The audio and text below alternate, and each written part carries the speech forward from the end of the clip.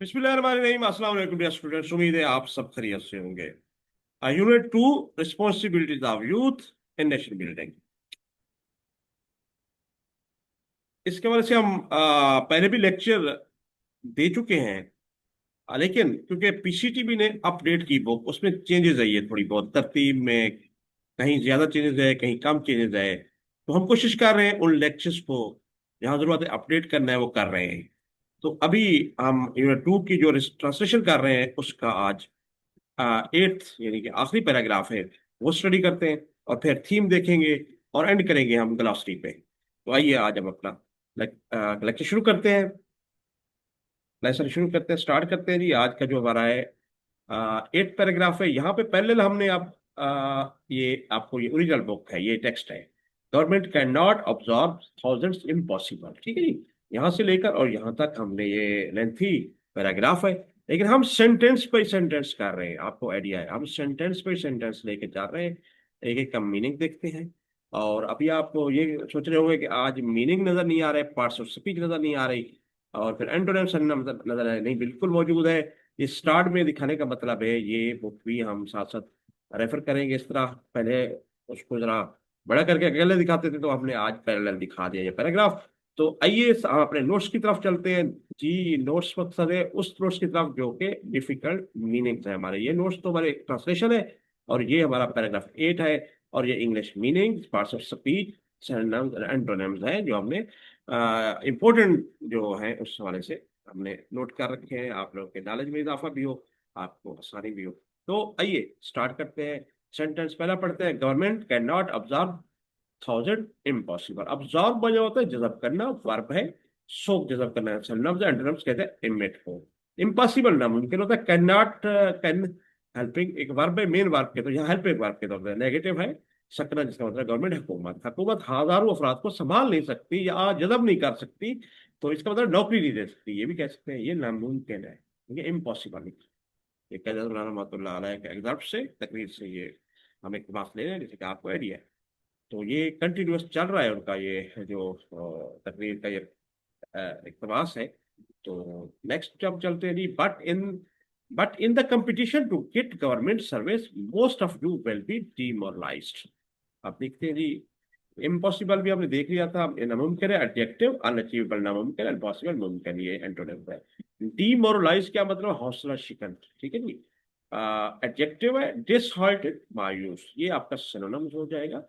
डिसहार्टेन और इनकरेज, हौसला अफजा। तो बट लेकिन, लेकिन ये कंजंक्शन है। इन द कंपटीशन, मुकाबले में, कंपटीशन मुकाबले के टू गेट, इनफ्लेट का यूज हुआ है, गेट हासिल करना। गवर्नमेंट सर्विस यानी कि मुलाजमत, सरकारी मुलाजमत। मोस्ट ऑफ यू, आप में से ज्यादातर, वेल बी होंगे डीमोरलाइज, मायूस। तो अब ये वेल बी शेल बी का आया हुआ है, और आगे अगर थर्ड फॉर्म लगी हुई तो ये फ्यूचर आपका इनडेफिनिट पैसिव वॉइस टेंस बनेगा। तो आइए इसको ट्रांसलेशन करते हैं। लेकिन सरकारी मुलाजमत हासिल करने की दौड़ मुकाबले में आप, यानी कि दौड़ मुकाबले में आप में से अक्सर मायूस हो जाते हैं या मायूस होंगे, ठीक है ना। Most of you will be, मायूस हो जाते हैं, या मायूस होंगे, ये भी कर सकते हैं ट्रांसलेशन, ठीक है नहीं।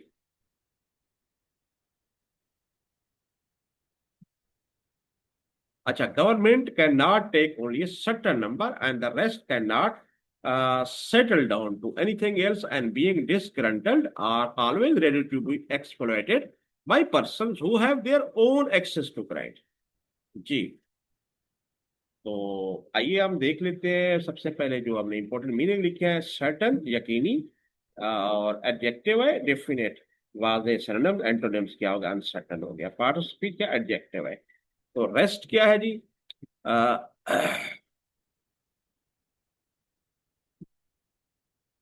तो इसमें हम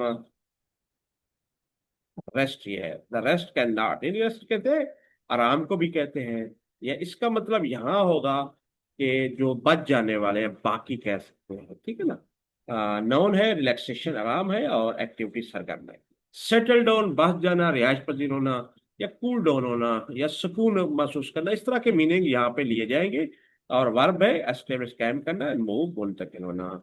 एनीथिंग कुछ ऐसा, कुछ और, प्रोनाउन है समथिंग एल्स कुछ और, एंड नथिंग कुछ नहीं।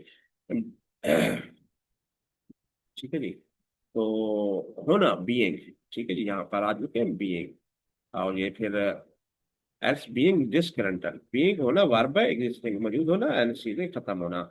डिसग्रंटल डराव है, एडजेक्टिव है, डिससेटिस्फाइड नाखुश, एंड कंटेंट को क्या कहेंगे, कंटेंट यानी कि खुश कहेंगे इसको। तो ये एंटोनिम्स हो गया। एक्सप्लॉइट इस्तेमाल करना वर्ब है, टेक फायदा उठाना, एंड प्रोटेक्ट महफूज करना जिसे कहते हैं, यानी कि उसको सही तरह।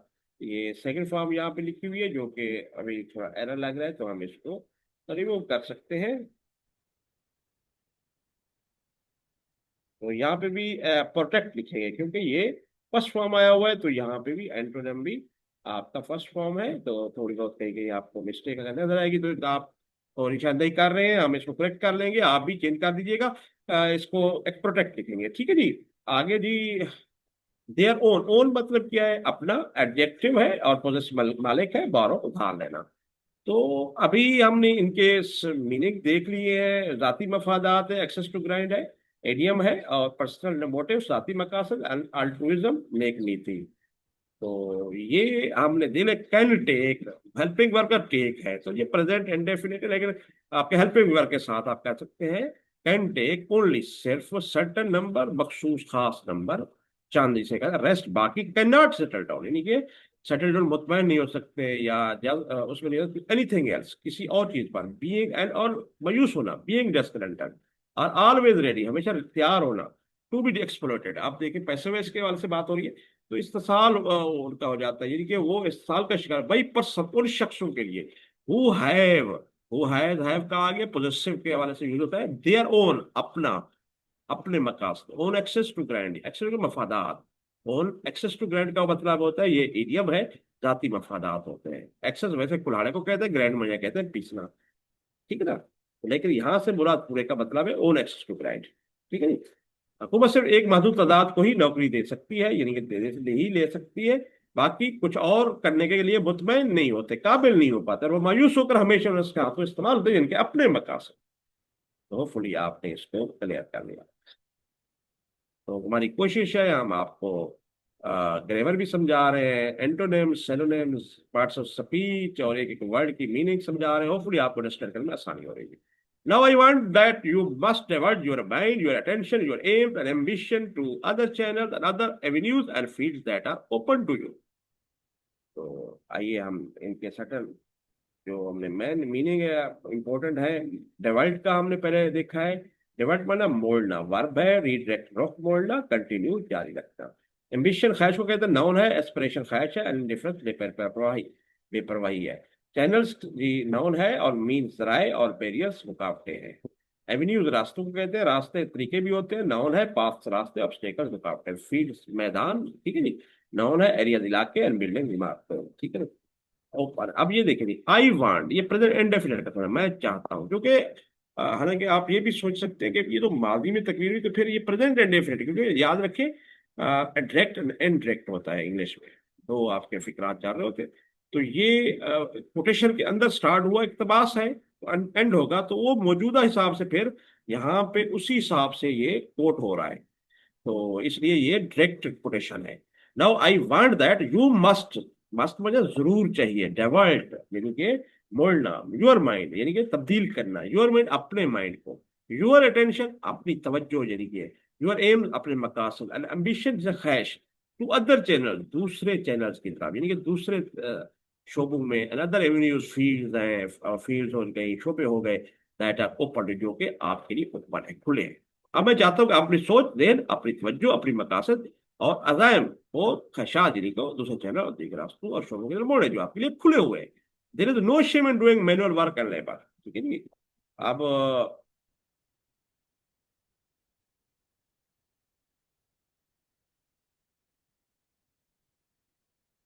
इंक्रीजिंगली मतलब बढ़ते हुए, एडवर्ब है, मोर एंड मोर ज्यादा, एंड डिक्रीजिंग कम होते हुए, लेकिन यहाँ पे there is no shame in doing manual work and labour. तो शेम माने क्या होता है, शर्म। तो और नाउन है, एम्बेरसमेंट, शर्मिंदगी, एंड प्राइड, फखर है। अब लेबर मैनुअल जो होता है वो हाथ का काम होता है, दस्ती काम। एडजेक्टिव हाथ का, मैनुअल दस्ती, यानी कि ऑटोमेटिक नहीं। एडजेक्टिव है, हैंड ऑपरेटेड, दस्ती जैसे हाथ वाला, ऑटोमेटिक खुद का। लेबर मजदूरी, मजदूर लेबर, नॉन वर्क काम है, एंड लीजर तफरीह है, ठीक है जी। तो देर नो शेम, अब देर का वर्ड यूज करते हैं किसी की फिक्रे को कंप्लीट के लिए, इसका अपना कोई मानी नहीं होता, अगर एंड में होता तो वहां इसका यूज होता है। इज है, ये वर्क है। इज है जिसका मतलब है हाल के हवाले से है। इन डूइंग मैनुअल वर्क, यानी कि मैनुअल वर्क हाथ से काम करने में, हाथ से काम करने और मजदूरी करने में कोई शर्म नहीं है, इसका मतलब ये है। There is an immense scope in technical education for we want technically qualified people very badly. Very badly शिद्दत से, बैडली मतलब बुरी तरह से होता है, लेकिन यहाँ पे कहते हैं शदीद, यानी कि बहुत ज्यादा किस चीज का होना, ठीक है जी यहाँ पे। तो आइए देख लेते हैं, इमेंस स्कोप है जी। यहाँ पर हम देख लेते हैं, इमेंस वसी एडजेक्टिव है, ह्यूज बहुत बड़ा, समाल छोटा, ठीक है। स्कोप कहते हैं दायरे को, ठीक है, स्कोप। यहाँ पे देखिए, ये हम पढ़ रहे हैं, स्कोप दायरे कहते हैं, नाउन है, रेंज हाथ है, और लिमिट हाथ बन है। टेक्निकल तकनीकी, जैसे इंजीनियरिंग के फील्ड हो गए, इसी तरह अपने मैकेनिक बनते हैं, कुछ और शो में ज्यादा ये तकनीकी टेक्निकल होते हैं। एडजेक्टिव स्पेशलाइज्ड सुशी, एंड नॉन टेक्निकल गैर टेक्निकी, गैर तकनीकी यानी कि। तो आइए इसको पढ़ते हैं टेक्निकली, जिसे कहते हैं फनी तौर पर, यानी कि तकनीकी तौर पर, एडवर्ब है, प्रैक्टिकली अमली तौर पर, एंड थ्योरेटिकली आपका जो है वो नजरी तौर पर, यानी कि नजरियाती तौर पर जो थ्योरी पढ़ते हैं सिर्फ, आपको पता है। तो इसमें क्या, अब फिर वही चीज, टेक्निकल इज आया हुआ है तो प्रेजेंट है। एन इमेंस, ये आर्टिकल है एन, जो कि एक की निशानदेही करता है। वावल साउंड आ रही आई, इसलिए इमेंस, इमेंस बना होता है बहुत ज्यादा, जैसे आपने शदीद से कह सकते हैं। स्कोप यानी कि बहुत ज्यादा, टेक्निकली पढ़ लिया। वी वांट, ये देखिए प्रेजेंट इंडेफिनिट का है, हम चाहते हैं टेक्निकली क्वालिफाइड अहल पीपल, अफराद, लोग, वेरी बैडली बहुत बुरी तरह, बहुत शदीद, यानी कि तकनीकी तालीम में बहुत ज्यादा गुंजाइश है, क्योंकि हमें हुकूमत को, यानी कि तकनीकी तौर पर अहल अफराद की शदीद जरूरत है, ताकि वो टेक्निकल लोग होंगे तो काम कर सकेंगे। जनरल डिग्री वाले उस दौर की बात है 2048 की, लेकिन आप तो आज तक भी वो सोच को उतना नहीं बदल पाए, क्या ज्यादा अल्लाह ताला आपकी सोच के मुताबिक। बहरहाल अभी नौजवानों पे काफी इतबार है, आप लोग जो स्टूडेंट नए हैं, इंशाल्लाह फ्यूचर में इस तरफ जरूर तवज्जो दें। You can learn banking, commerce, trade, law extra, which provide so many opportunities now. Etcetera एक लातीनी वर्ड है जिसका मतलब वगैरह होता है। ठीक हो जी, अब देख लेते हैं जी हम कहाँ पहुंच चुके हैं। यू कैन लर्न बैंकिंग, ठीक है जी। तो यहाँ पर हम टेक्निकली क्वालिफाइड लिखा हुआ है जी, इसका मतलब था एडजेक्टिव कॉम्पिटेंट, अहल एंड अनक्वालिफाइड गैर अहल, बैडली बुरी तरह, यानी कि शद्द शदीद, एडवर्ब है, सेवरली शदीद है, वेल अच्छा है। तो कॉमर्स, अब यहाँ पे कॉमर्स पे आ गए। बैंकिंग कॉमर्स तिजारत को कहते हैं, नाउन है, अट्रैक्ट तिजारत, एंड बेटर बार्टर होता है लेन देन वगैरह। पुराना सिस्टम होता है कि कुछ चीजें देंगे तो उसके अंदर कोई और चीज आप ले सकते हो, तो उसको कहते हैं बगैर लेन देन के, बगैर पैसों के लेन देन। तो यार ट्रेड है, नाउन है, बिजनेस कारोबार है, अनएम्प्लॉयमेंट बेरोजगारी है। प्रोवाइड यहाँ पे मौजूद है, फ्राहम करना है, वर्ब है, सप्लाई फ्राहम करना है, विदाउट रोकना। अपॉर्चुनिटीज क्या है जी, मौके, नाउन है, चांसेस मौके, ऑब्स्टेकल्स रुकावटें, इंडस्ट्रीज नेक्स्ट होगा हमारा। तो ये हमने देख लिया। यू कैन लर्न, ये देखिए हेल्पिंग वर्ब में कैन सकना, और लर्न क्या है, सीखना, ठीक है जी। ये प्रेजेंट का फिक्र है, इंडेफिनिट का। तो इसी तरह आपने पढ़े वगैरह। विच प्रोवाइड, ये देखिए प्रेजेंट इंडेफिनिट का, जो कि फ्राहम करता है, फ्राहम करना, सो मैनी बहुत से आएगा, अपॉर्चुनिटीज मौके। नो, आप बैंकारी, कॉमर्स, तजारत, कानून वगैरह सीख सकते हैं, जिनमें आप बेशुमार मौके मौजूद हैं। ये सेंटेंस भी आपने क्लियर कर लिया है। एंड देन आगे हम चल रहे हैं जी, नेक्स्ट क्या है जी हमारा,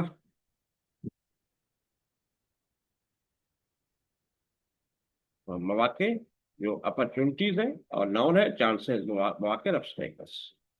तो यहाँ तक हम पढ़ चुके थे। आगे है जी इंडस्ट्रीज, इंडस्ट्रीज यहाँ तक पहुंच चुके हैं हम, ये सुनते हैं। So already you find that new industries are being started, new banks, new insurance companies, new commercial firms are be opening, and they will grow as you go on. ठीक है जी, आप देखें जी कि मीनिंग देख लेते हैं। सर्टन इंडस्ट्रीज का मतलब सुनते हैं, नाउन फैक्ट्रीज, कारखाने, एग्रीकल्चर, ज़राअत कहते हैं। इंश्योरेंस, इंश्योरेंस बीमा जो कहते हैं, बीमा पॉलिसियां, जैसे स्टेट लाइफ है हमारी मुल्क में। बीमा नाउन, प्रोटेक्शन, तहफ़्फ़ुज़, एंड रिस्क, खतरा, ये एंटोनिम्स, ये सिनोनिम्स और पार्टिसिपेट, ज़हनियत, माइंडसेट। तो आगे हम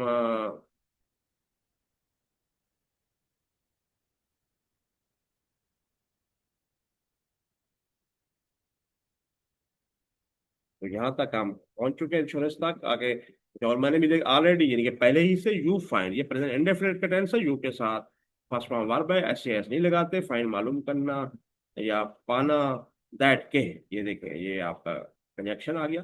न्यू इंडस्ट्री, नई जो आप सुनते हैं। आर बीइंग स्टार्टेड, आप देखिए आर बीइंग, एस बीइंग के साथ थर्ड फॉर्म है, तो ये प्रेजेंट कंटिन्यूअस टेंस है, लेकिन पैसिव वॉइस में होता है।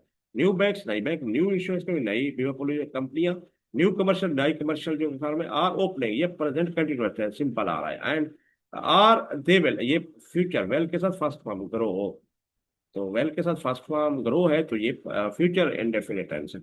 एज यू, ये कंजक्शन आ गया, जैसे यूं ही आप पढ़ेंगे यूं ही आगे चलेंगे। पहली आप देख रहे हैं कि नई संस्था शुरू हो रही है, नया बैंकिंग, नई इंश्योरेंस कंपनी, नई कंपनियां खोल रही है, और आपके साथ साथ वो आगे बढ़ेंगी। तो होपफुली आपको ये भी क्लियर हो गया। Now these are avenues or field open to you, ठीक है जी। आप वो देखें जी, एवेन्यूज कहते हैं जी, रास्ते होते हैं, जो भी मैदान है फ्यूचर के, एंड शोबे, मैदान, ओपन टू यू, अब ये रास्ते और मैदान आपके लिए खुले हैं, ठीक है जी। तो आगे जी, यहाँ पर हम माइंडसेट, ज़हनियत, नाउन, एटीट्यूड, इग्नोरेंस, इससे अबेंडन, तर्क करना, verb, leave and continue. Commercial तिजारती होता है, एडजेक्टिव है। बिजनेस, कारोबारी, नॉन कमर्शियल। फार्म्स, कंपनियां, तो नाउन है, कंपनी, इंडिविजुअल। ग्रो, बढ़ना, वर्ब है, एक्सपांड, फैलना, और स्नेक, सुकड़ना। बेनिफिट, दो नाउन है, और एडवांटेज और डिसएडवांटेज। और बेनिफिट फायदा भी होता है, तो वर्ब भी हो सकता है फायदा पहुंचाना, हेल्प, मदद करना। ये बेनिफिट का मतलब बेनिफिटेड बड़े फायदा पहुंचाना, इधर लिख देंगे, ये आप मिस्टेक है, तो फायदा करना या फायदा पहुंचाना, हेल्प एंड हार्म, नुकसान पहुंचाना। रिमेनिंग, बाकी, एडजेक्टिव। लेफ्ट, बाकी, एंड टेकन, लिया गया। तो हम यहाँ तक कर चुके हैं, अब हम आगे देख सकते हैं, क्योंकि हमने यहाँ पर देख लिया है अपने इंडस्ट्री डिवाइड, हम पढ़ चुके से, तवज्जो हटाना। तो think of them and divide your intention to them, ठीक है ना।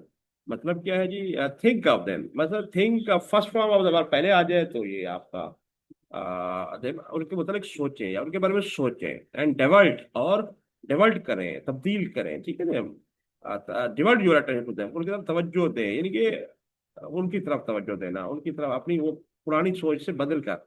एंड बिलीव मी, और यकीन करें, you will there benefit yourself more than by mainly going in for remaining there, यानी कि ये भी फिक्रा आ रही है, क्योंकि कॉमा लगा रहे हैं, तो ये फिक्रा मुकम्मल यहाँ होगा, या फुल स्टॉप होगा।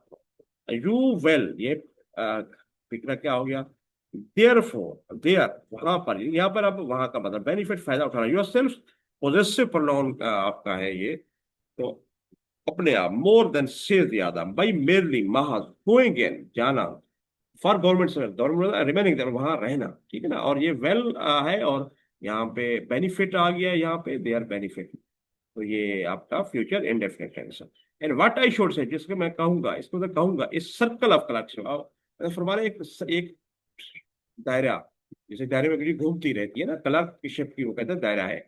Working there from morning till evening, ठीक है जी। वर्किंग, ये प्रेजेंट पार्टिसिपल है, आईएनजी फॉर्म लगी है, देयर, वहां पर फ्रॉम मॉर्निंग, सुबह से शाम तक।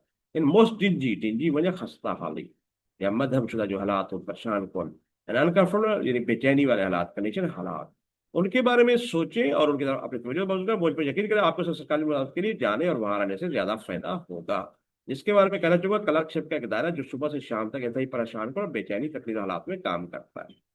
तो ये हो गया जी हम, इसलिए अब next, you will be far more happy and far more prosperous. Far, यानी कि अब यहाँ पे आ गया, with far more opportunities to rise if you take to calmness and rest, and well thus be helping not only yourself but also your subordinates, जी। तो आइए हम इसके मीनिंग लिख लेते हैं। तो यहाँ पर हम पढ़ चुके थे, टेल में परिपोजिशन है, अनटिल, आफ्टर, जब तक ना, बाद में। डिंजी मध्यम है, एडजेक्टिव है, डार्क, ठीक है ना। तो तारीख है, और ब्राइट, रोशनी। अनकंफर्टेबल वगैरह, आरामदेह, ये पिछले फिक्र में था, इसलिए हम दोहरा रहे हैं। एडजेक्टिव, अनईजी, बेराम, अनकंफर्टेबल, आरामदेह। तो आप साथ साथ पैरेलल साइड पे देखते रहे, तो आपको ये भी लिखे हुए नजर आएंगे बड़ी आसानी से। लेकिन हम इसको रिपीट करने में कभी लेट भी हो जाते हैं, तो आप परेशान ना हुआ करें, ये पीछे हम पढ़ चुके। कंडीशंस, तो हालात होते हैं जी, नाउन, सकम से हालात, अनचेंज, तब्दील। फार मोर, कहीं ज्यादा, तो एडवर्ब है, मच, ज्यादा, लेस, कम। प्रॉस्परस, खुशहाल, एडजेक्टिव है, वेल्थी, अमीर है, पुअर, गरीब है। अपॉर्चुनिटीज मौके को कहते हैं, नाउन है, चांसेस, मौके, एंड डिफिकल्टीज मिसाल को कहेंगे, ठीक है जी। तो अब देख ले, यू विल बी, आप होंगे, ये प्रेजेंट इंडेफिनिट है। फार मोर, से ज्यादा, बहुत ज्यादा, यानी कि उससे ज्यादा, फार मोर ज्यादा खुशहाल, plus plus with far more potential, ज्यादा मौकों के साथ राइट जो बढ़ेंगी। इफ यू टेक, अगर आप टेक द कॉमर्स, आप कॉमर्स या इंडस्ट्री में, सनत में जाते हैं, एंड वेल दस भी, और इसलिए हेल्पिंग प्रेजेंट पार्टिसिपल आ गया, ये प्रेजेंट उसका फिक्रा आ गया, वेल बी हेल्पिंग, ये शेल बी प्रेजेंट बल्कि कंटिन्यूस हो जाएगा। नॉट ओनली यूएस अपने आप को, बट आल्सो स्टेट, बट लेकिन स्टेट को भी, रियासत को भी। समझ आ गई, उम्मीद है क्लियर हो गया होगा। अगर आप यह सूरत में कदम रखते तो आप कहीं ज्यादा मौके के साथ कहीं ज्यादा खुश और खुशहाल होंगे, और इस तरह आप ना सिर्फ अपनी बल्कि अपनी रियासत की भी मदद करेंगे। I can give you one instance, instance के लिए मिसाल, यहाँ पे मिसाल की बात हो रही है, देखिए मिसाल नाउन है, एग्जाम्पल मिसाल, एग्जाम्पल इस्तेना। तो I know a young man who was in government service, ठीक है नहीं, आप देखिए आई कैन गिव, ये हेल्पिंग वर्ब में सकना, गिव देना। मैं एक मिसाल, यू एडवांस इंस्टेंट, मैंने वन एक मिसाल देना तुम्हें, आपको। आई नो, मैं जानता हूँ, यंग मैन नौजवान आदमी, हु वाज जो के, किसकी तरफ इशारा, यंग मैन की तरफ इशारा है, वाज था इन गवर्नमेंट सर्विस मुलाजमत में। मैं आपको मिसाल दे सकता हूँ, मैं एक नौजवान जानता हूँ जो सरकारी मुलाजमत में था। तो होपफुली आपको ये क्लियर हो गया होगा।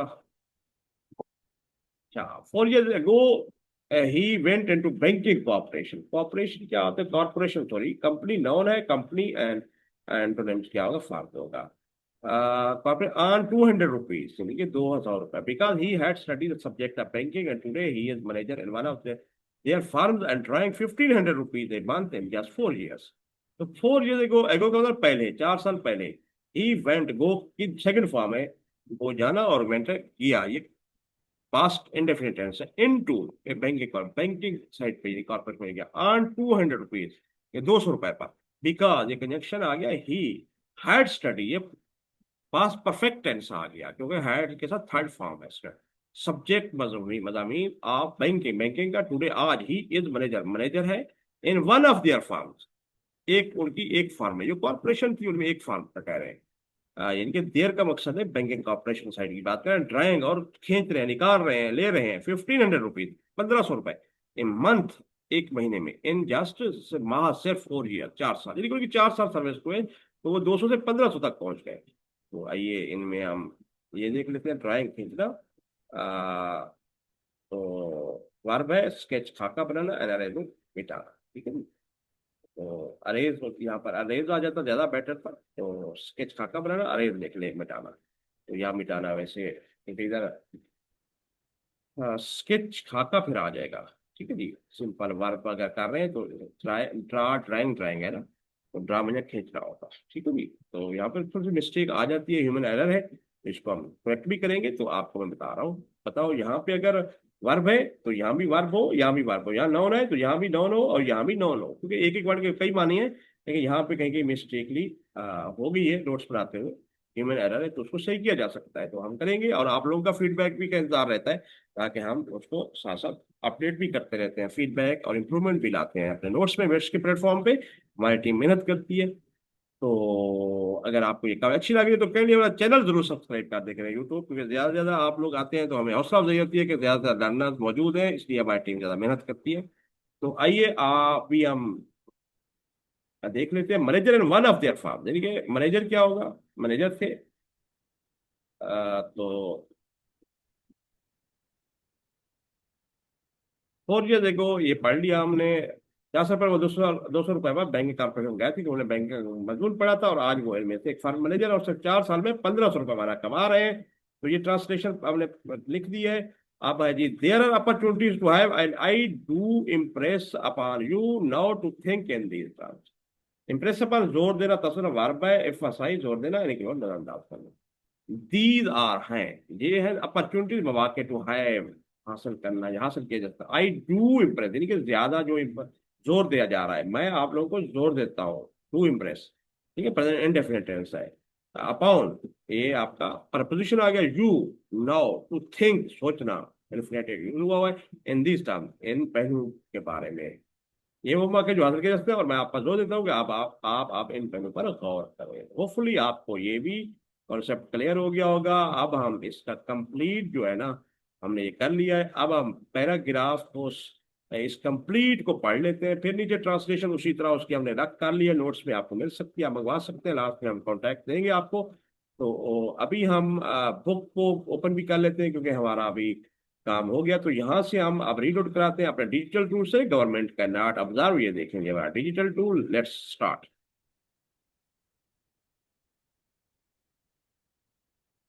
Government cannot absorb thousand.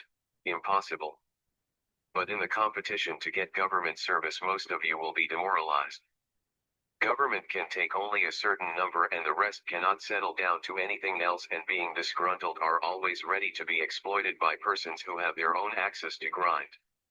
Now I want that you must divert your mind, your attention, your aims, and ambition to other channels and other avenues and fields that are open to you. There is no shame in doing manual work and labor. There is an immense scope in technical education, for we want technically qualified people very badly. You can learn banking, commerce, trade, law, etc., which provide so many opportunities now. Already you find that new industries are being started, new banks, new insurance companies, new commercial firms are opening, and they will grow as you go on. Now these are avenues and fields open to you. Think of them and divert your attention to them, and believe me, you will there benefit yourselves more than by merely going in for government service and remaining there, in what I should say, a circle of clerkship, working there from morning till evening, in most dingy and uncomfortable conditions. You will be far more happy and far more prosperous, with far more opportunities to rise, if you take to commerce and industry, and will thus be helping not only yourselves but also your state. I can give you one instance. I know a young man who was in government service. 4 years ago, he went into a banking corporation on 200 rupees, because he had studied the subject of banking, and today, he is manager in one of their firms and drawing 1500 rupees a month in just 4 years. These are the opportunities to have, and I do impress upon you now to think in these terms. Think in these terms. तो ये पूरा complete हुआ जी हमारा unit भी translation का। ये मुकम्मल हमने जो सेंटेंस पे सेंटेंस पढ़ा था, उसको पैराग्राफ उर्दू में भी ट्रांसलेशन कर दिया है। दोबारा हम इसको नहीं पढ़ते क्योंकि हमने पढ़ लिया हुआ है। तो आइए हम अभी नेक्स्ट जो इसका टॉपिक है थीम, वो देख लेते हैं जी, मौजू क्या है। तो ये देखें जी, थीम है, तो यही चीज हमने यहाँ लिखी हुई है बड़ी आसानी से, यहाँ तक विजन तक। तो हम इसको भी रीड आउट कराते हैं, फिर इनके इस थीम के मीनिंग भी देख लेंगे कुछ, और फिर हम इसकी ट्रांसलेशन भी आप लोगों के लिए आसानी के नीचे कर रखी है, वो भी पढ़ लेते हैं जी। पहले रीड आउट कराते हैं। Text Responsibility of the Youth in Nation Building by Quaid-e-Azam Muhammad Ali Jinnah revolves around the central theme of nation building through responsible citizenship and purposeful education. Addressing young graduates, Jinnah urges them to recognize the significance of living in a free, independent state and the responsibilities that come with it. He emphasizes the importance of discipline, unity, and hard work, encouraging youth to move away from the colonial mentality of seeking only government jobs and instead explore opportunities in fields such as commerce, industry, law, and technical education. The speech highlights the need for constructive action in a time of national development and warns against complacency, exploitation, and internal threats. Overall, the message calls on students to use their education not only for personal gain but also to serve the nation with sincerity, selflessness, and vision. जी, तो भैया यहाँ से लेकर ये अगर देखें book के, original book के आपकी, हमने थोड़ा सा इसको मिनिमाइज किया हुआ है साइड पे, ताकि ये दोनों विंडो एप्लीकेशन नजर आए। ये हमारे नोट्स है और ये ओरिजिनल टेक्स्ट है, यही सेम आपने देख लिया। तो आइए हम देख लेते हैं कुछ इस मौजूद जो थीम के मीनिंग है। रिस्पॉन्सिबिलिटी, आपको पता है इन चीजों का, जो कुछ रिवॉल्व होता है घूमना अराउंड, इनका सेंट्रल थीम मरकजी जो ख्याल होता है। नेशन बिल्डिंग, कौमी तामीर। रिस्पॉन्सिबल, जिम्मेदार। पर्पसफुल, मकसद तालीम। ग्रेजुएट जो पास होते हैं 16 साल तालीम वाले, अर्ज जोर देना। रिकग्नाइज माना पहचानना, सिग्निफिकेंट अहमियत ऑफ लिविंग यानी फ्री रहना। इंडिपेंडेंस आजाद रियासत, जिम्मेदारियां रिस्पॉन्सिबल एम्फासिस जोर देता है। तो ना, तो डिसिप्लिन नाज़्म ज़ब्त, यूनिटी इत्तेहाद, एंड हार्ड वर्क किसे कहते हैं, सख्त मेहनत, काम इनकरेज, हौसला अफजाई करना, मूव अवे चले जाना। कॉलोनियल मेंटेलिटी यानी कि एक साइड पे हो जाना, फ्राम कॉलोनियल मेंटेलिटी यानी कि नौ इबादती निज़ाम था जिसमें जॉब जो सरकारी थी, जो अंग्रेजों का दौर आया, इसी की तलाश करना जॉब, एंड इंस्टेड एक्सप्लोर खोज लगाना, एक्सप्लोर करना अपॉर्चुनिटी, मौके, field, commerce, industry, law and technical education, highlights पर रोशनी डालना या हाईलाइट करना, कंस्ट्रक्टिव तामीरी एक्शन अमाल, नेशनल डेवलपमेंट, कौमी डेवलपमेंट, एंड वार्न करना अगेंस्ट कंप्लेसेंसी, कंप्लेसेंसी कहना कि मुतमैन हो जाना किसी चीज में, बस ठीक है यही तक है, उसके बारे में एक्सप्लोटेशन, इस्तेसाली एंड इंटरनल थ्रेट्स और अंदरूनी खदशात। ओवरऑल, आखिरकार या समअप करते हुए, the message calls on, overall माया जिसे समअप करते हैं ना उसके लिए वर्ड पॉइंट आखिरकार, कॉल्स जोर देना, स्टूडेंट, तालिब इल्म, एजुकेशन, पर्सनल गेन, जाती मफाद फायदा हासिल करना, सर्व खिदमत, सिंसेरिटी, सिंसियर कहते हैं जी, सेल्फलेस, सेल्फलेसनेस कहेंगे, बेलौसपन को, ठीक है ना, जो बेलौस हो, और फिर इसी तरह हम शेयर कहते हैं खलूस को, और फिर बेगर्जी और बसीरत के साथ जो हमने ये पूरे आपको ये ट्रांसलेशन भी कर रखी है, विजन कहते हैं जी, बसीरत जो सोच है, जहनी सोच जहाँ तक काम करे। तो कायदे आज़म मोहम्मद अली किताब कौम की तामीर में नौजवानों की जिम्मेदारी, जिम्मेदाराना शहरियत और मकसद, तालीम के जरिए कौम की तामीर के मरकजी मौजू पे घूमती है। नौजवान का लीडर से खिताब करते हुए जिन्होंने उन पर जोर दिया कि वो एक आज़ाद खुद मुख्तार मुल्क में रहने की अहमियत और उसके साथ आने वाले जिम्मेदारियों को वो तस्लीम करें। वो नाज़ इत्तेहाद सख्त मेहनत की में जोर देते हैं और नौजवानों की हौसला अफजाई भी करते हैं कि वो नौ बादियाती जहन से निकलकर सिर्फ सरकारी मुलाजमत हासिल करें और उसके लिए तजारत, सनत, कानून और तकनीकी तालीम जैसे शोबों में मौके तलाश करें। ये तकरीर कौमी तरक्की के दौर में तामीरी इकदाम की जरूरत पर रोशनी डालती है और खुद पसंद इत्मीनान, इस्तक़बाल और दाखिली खतरात के खिलाफ मुतनब्बे यानी कि वार्न करती है, ठीक है जी, आ, करती है। मजबूरी तो ये पैगाम तलबा को जोर देते हैं कि वो अपनी तालीम को न सिर्फ ज़ाती फायदे के लिए इस्तेमाल करें बल्कि सिंसेरिटी से कहते खलूस, बेगर्जी और बसीरत के साथ, यानी कि साथ कौम की खिदमत करें, सर्व करें, ठीक है जी। ये हमारा थीम भी हो गया। अब आज का आखिरी टॉपिक हमारा, और ये देखें ग्लॉसरी जिसे हम लोग कहते हैं, छोटी डिक्शनरी भी कह सकते हैं, ये मीनिंग जो इम्पोर्टेंट है।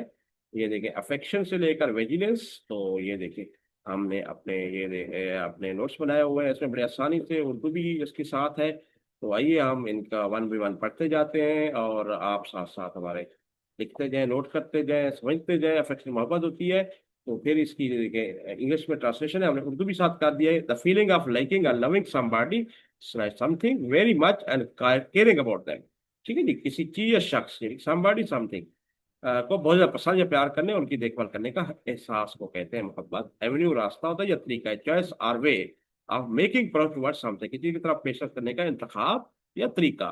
ब्लॉकेड क्या होता है, नाकाबंदी, यानी कि रुकावट जो की जाती है, जैसे आप देखें ना नाकाबंदी की हुई, आप समझते हैं पुलिस ने रोका हुआ है, नाकाबंदी अगर कर देते हैं आगे नहीं जा सकते, तो इस तरह के अलावा नाकाबंदी कर दी, ब्लॉकेड कहते हैं। द एक्शन ऑफ सराउंडिंग, यानी कि सराउंडिंग इर्द गिर्द का जो इलाका होता है, और closing a place specially a port in order to, port कहते हैं जी बंदरगाह को, in order to stop people और गुड्स, गुड चीजों को कहते हैं, फ्राम कमिंग इन और कमिंग, अंदर आना या बाहर जाना, लोगों या सामान का अंदर या बाहर आने से रोकने के लिए किसी जगह खास बंदरगाह को घेरने या बंद करने का अमल, ठीक है जी। यहाँ पर हम पहुंच चुके हैं।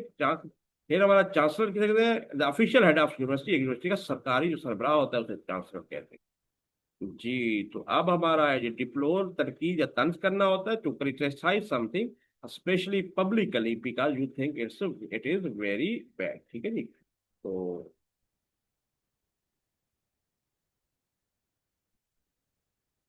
इट इज वेरी बैड, किसी पर तरीके का अमूमी तौर पर क्योंकि आपको लगता है ये बहुत बुरा है। डिस्करेंटेड, जिनके नाराज या मायूस, अनॉयड, और disappointed because something has happened to upset you, ठीक है जी। तो नाराज या मायूस क्योंकि कोई चीज आपकी पसंद की वजह बनी है।